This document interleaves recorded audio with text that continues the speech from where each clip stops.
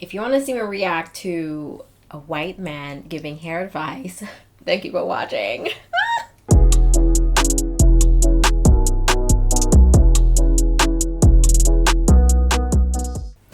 Okay, today's video is going to be interesting. I don't know, maybe. I am going to react to this video right here. I don't know why I felt compelled to make this video. Nobody asked, but when I was scrolling on my phone last night, I saw it and I was like, oh my God. They sent me some products in PR and I had no idea who this guy was. Turns out he does a whole bunch of things. He's a comedian, he's a hairdresser, all kind of things. Anyway, so let's get into this video to see what he's talking about when it comes to hair. And I think it'll actually be interesting to see like what are the other people, you know, the white people, what are they doing with their hair? Because apparently hair is hair, right? Let's watch. Not. I repeat, do not. Wait. What the hell? Do not. I repeat, do not. Keep your extensions in for too long. Oh, okay. Hi Okay. everyone, welcome back to our YouTube channel. I am Jonathan Van Ness. I'm a host, I'm an author, I'm a podcaster. If you haven't been here before, I'm also a hairdresser. Been a hairdresser for like 15 years. Maybe saw me on Queer Eye, maybe saw me on Getting Curious with Jonathan Van Ness on Netflix. But I'm so happy you're here, and today we're gonna talk about how to bring out the best, the most in your natural texture. Whether you are from a 1A to a 4C, here are 7 ways you can make sure to take better care of your hair. Okay, let's just pause. A lot were said. There's a lot of promises. So I'm intrigued. Oh. Here's one thing that's really important. No matter what type of hair you have to have a wide tooth comb or a wet brush in your shower to distribute conditioner throughout the hair. If you just get in the shower or you wash and condition your hair and you just like use your fingers to kind of put it all over, you're not gonna get the conditioner on every single strand of hair. Am I not though? Because I mean, if I really take the time to go through every strand, I don't know, challenge accepted. Way to ensure distributing conditioner all throughout the hair, thus ensuring that you're gonna get all the benefits of all those great ingredients in your conditioner, Okay. fingers crossed, but not fingers crossed if you're using JVN, because those ingredients are gorgeous. You're just gonna take that wide tooth comb in the shower and you're gonna distribute, or you're just gonna move that conditioner all around. By making sure that there's no tangles in the shower, you're gonna make your styling less tangly, less laborious, and less of a nightmare when you get out of the shower. Okay, so far so good. I agree. We sometimes say we're conditioning, but are we really though? Did you just slap that thing on and rinse it You out? always wanna make sure you're distributing the conditioner throughout your hair in the shower with a wide tooth comb or a wet brush. Okay. Don't overwash. This is the second tip. Another thing that will not bring out the most in anyone's texture is overwashing. You want to aim to wash your hair about 2 to 4 times a week, unless you are someone who is like a healthcare worker. Maybe you're at a gym.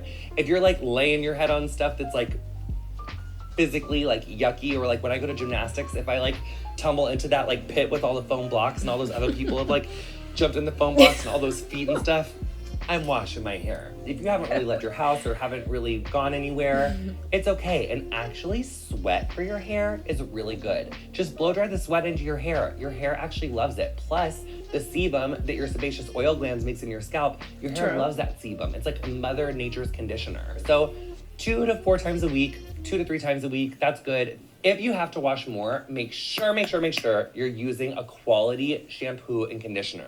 Just like his products though, I'm sure it's coming. If you're using something that's laden full of sulfates or laden full of silicones, which is really like where so much unhappy hair texture comes from. It comes from using really sulfates and then a lot of silicones. But what are sulfates? I have questions, Jonathan. The sulfates dry your hair out, then the silicones kind of coat that to make it feel smoother. You know, I feel like this is the type of information that got us thinking that sulfates are bad for our hair. Hearing that sulfates can dry your hair out, or if you're overdoing it, you know, we're talking about 4 times a week now, right? Overwashing, it's not what we do. But hearing that sulfates may dry out your hair is kind of like triggering, like, oh no, I'm not gonna use it because my hair is already dry. You know what? I really want to know where we got the information that we've got, like the origin of it, like where it all started. I think it definitely goes way back to slavery though. So I don't think he's gonna tell me where. There's so much information out there when it comes to hair care, and someone may take that information not in the way that it was intended to. You know what I mean? And then spread misinformation. Such is the world that we live in. Anyways, sulfates can be drying, but I don't think it's something that we need to be worried about, especially if we don't wash our hair more than once a week. And soft, but it actually doesn't last long, and it ends up getting frizzy, and your ends look not happy and everything. True. Silk pillowcases, so important. He's yelling at me. And sleeping with your hair up, because of the way that the hair grows. This is a newborn baby, and then it's a kid, and then it's a teenager, and then it's an adult, and then this is geriatric. This is me sleeping every night with my hair down. There's a pillow, there's my body, and you're just like,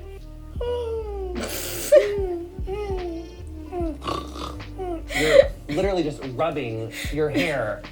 He's yelling at me though, like the way I just be going to bed without my bonnet on and without tying my hair down. All between your shoulders. I don't sleep like that though, okay? Let's make it clear. For the record, I don't sleep like that. I'm just saying. In the pillowcase for 8 hours a night on your 98.6 degree personalized flat iron. You're just going like this, 98.6 degrees, all night, every night. That's a third of your life that this hair, which is really similar to fabric, is just getting rubbed to death. No. So when we sleep, no matter what your hair is like, you're gonna gather it on top of our head, do a very loose top knot. Do not like slick it back tight, because that can create breakage around your hairline. I like to use a silk scrunchie. If you're someone who has... Did you hear that? Do not slick it straight back, because that may create some damage around your edges. Is he talking to us? I don't know. It's like a 3 or a 4, any family of texture of hair, you're probably going to be using like a silk wrap or potentially a silk bonnet to cover up your hair while you sleep. Gorgeous, but we just want to keep the ends away from our body heat. So taking care of your hair at night, that's going to bring the best out of your hair. He's right though. He's right. You know, there's no reason for me to be out here in these streets not tying down my hair when I go to bed. Like, what is the reason, Jen? Like, I don't know what my problem is, y'all. Like, I'll just stay on the couch and think about it and then not do it. And I just go to bed and be like, what's another night? Here's a really big one. Hair color does not really like to be lifted more than like 2 or 3 shades more than its natural color, especially up on your scalp. If you get really light highlights and they start way up here on your newborn baby hair, every time you go back to get your highlights redone, that hair is going to be more prone to breakage. It's going to be more prone to over processing. That's a really important thing, like trying to stay like 2 shades within like your natural color and figuring out the color that works for you and kind of like staying there. I definitely went and bleached my hair. Is that what he's referring to?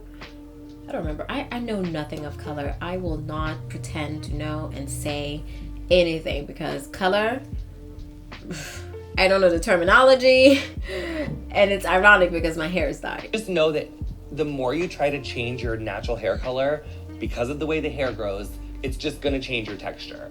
No matter what your hair texture, the textures are going to be different. The highlighted hair is going to hang one way, the non-highlighted hair is going to hang another way. Like, this is like 5 years of hair. Like, this length, this has like probably been on my head since like Queer Eye started. You know, because your hair only grows like 1/4 of an inch. Like, oh my God, that's interesting. He said 5 years of hair growth. And you know how we'd be so frustrated because our hair is now down our back since our big chop 3 months ago?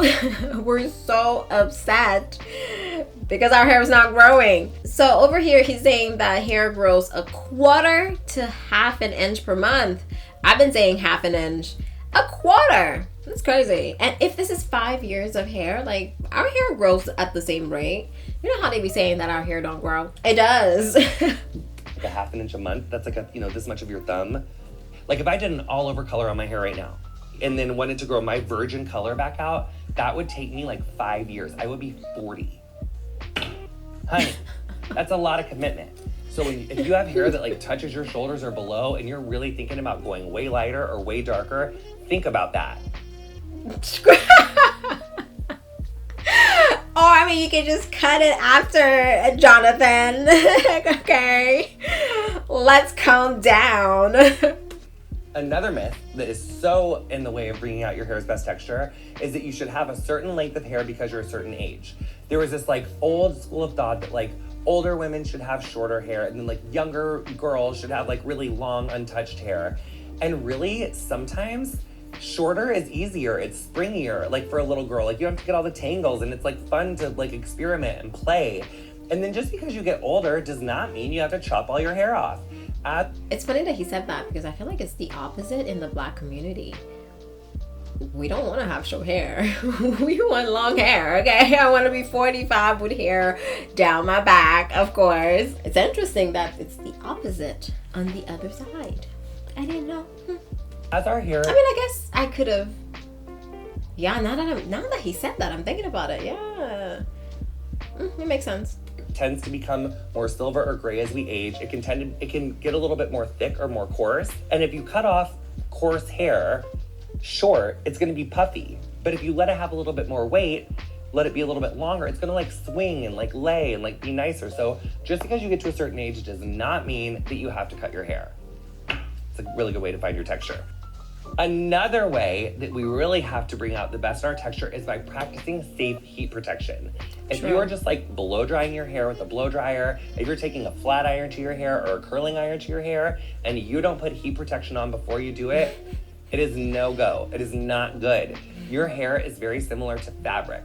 So if you were to iron this shirt on a 400-degree iron every day, every single day, sometimes twice a day, this would be like a destroyed mess in like a few months. And you don't get to put a whole new hair on your head, especially if it's long. So if you were to like only put heat protection on half your hair and not the other, after 6 months, you would see a dramatic difference. The money that you spend on a heat protection will save you money on haircuts. But I like to argue that even with that, if you had a third study or a third person in 6 months, just to add to the point that he had, you would see, you know, your natural hair with no damage, or whatever your texture is, and then you'll see the in between, which is heat protectant. And then if you didn't use any, I still feel like your hair gets a little bit of damage every single time you put heat on it. Just my thing. It may not show, it may not be obvious right now. It may not be visible to the eye, to be honest. It could be just a tiny weeny, a little bit of damage. Because your haircuts will last longer, the shape will be nicer, and your hair will actually like do what you want it to for a longer period of time because your ends aren't going to be getting over processed. I am in love with our instant recovery serum. It's in the little glass jar. Oh, it's right here. Bing! And you just put it all over your hair when it's wet. You distribute it with a wide tooth comb. Then you can blow dry it. Oh my God, I feel like he sent me that. I have it. But I don't use heat in my hair though, so. Oh, it's such a nice texture. Oh, it looks like a facial cream. I want to put it on my face. But it's like, it definitely looks like a moisturizer. Instant recovery serum. What a name. Anyways, let's continue. If you don't blow dry it, you can just let it air dry. Then you can curl it with a curling iron or flat iron it or whatever you want, and you're still going to experience that great heat protection that's never greasy. It does not weigh your hair down. It's just literally amazing, if I do say so myself. Do not, I repeat, do not keep your extensions in for too long. Clip-in extensions were not, Joe, I'm sorry, but this is serious. They were not meant to be slept in. They're not meant to be slept in, okay? You cannot sleep in your clip-in extension. I mean, you can if you want to rip your hair out everywhere where it's attached to. You can if you want to rip your hair out. You're not holding back, okay? Excuse me. Okay, but who's out here sleeping with their clip-ins? So we don't do that, right? We're not doing that, right? The girls are not doing that. Y'all probably are. It's too much heat, especially with the extensions between the back of your head and the pillow. It gets warm back there. It's not good for your natural hair. Another thing that's awful for your natural hair, if you have like a full weave, if your entire scalp is braided down and you have a partial on there or an enclosement, if you have any sort of weave situation and you keep that on for too long, That is not good. It is too much weight attached to our scalp. We're gonna experience breakage. We're gonna experience, like, protective styles are protective, but in like moderation. You can't like keep it in for too long. And I feel like hairdressers are gonna come for me for this, but I'm gonna say it. Sometimes I feel like hairdressers are like, oh yeah, it totally lasts like 3 or 4 months, because they don't wanna overwhelm the person getting the extensions. But really, in reality, because your hair grows like 1/4 to 1/2 an inch a month, all that weight and pressure, like growing down 1/2 inch, is not good on your scalp. It's not healthy for it. He's coming for all y'all. So really, you should never be going more than like 3 or 4 weeks, in my opinion, because it's too much traveling hair. It's too much pressure on it. So just don't overstay your welcome with extensions or with clip-ins. I said it. Oh, he told y'all. He did say it very clear, loud and clear, Jonathan. Loud and clear. And I believe it.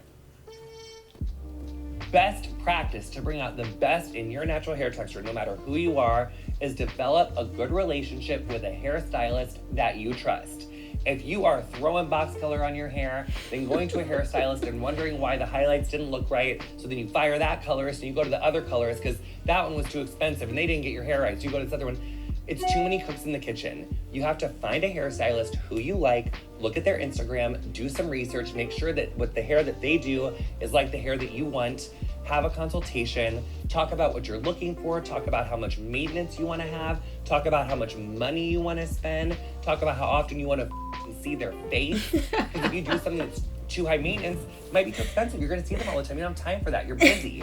I don't know your life, and neither does a hairdresser. So you got to tell him. Develop a good relationship with the hairstylist you trust, and they will help your hair be the best it could ever be. And try to not play kitchen beautician.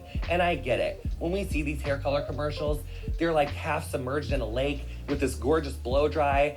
I want to go to the store and get some box color too, but don't do it. It takes so long to grow out. And if by some miracle it looks good when you very first do it, you will be dealing with that change for years. For years. When you have roots, you don't just go get that box color and put it all over your hair and think it turns the same. Why? Because dye load. You can't overlap it. You gotta like only get it on your roots. There's a whole thing. Medium brown's gonna be black in like 5 applications if you just put it all over your hair willy-nilly. There's levels to this. I didn't even know all of this. Like, what? What? Literally, there's like a level 1, a level 2, a level 3, a level 4. There's levels to it. This is science. We don't go get yelled at in hair school because we wanted to. Were we obsessed with those 7 ways to bring out that? They yell at them in hair school. I didn't know. All right, basically the video's done. That was kind of interesting. I feel like a lot of the same hair practices, transfers over. Honestly, it all comes out with being gentle to your hair, taking care of your hair, and not ripping your hair out or damaging it yourself. That's what it comes down to. Anyways, I hope that you enjoyed this video. If you have any comments, leave it down below. Let me know if you want me to do more videos like this, kind of like more reaction videos. It was interesting. He had a lot of good points about taking care of hair. That's what I thought. Thank you so much for watching, and I'll see you in my next one.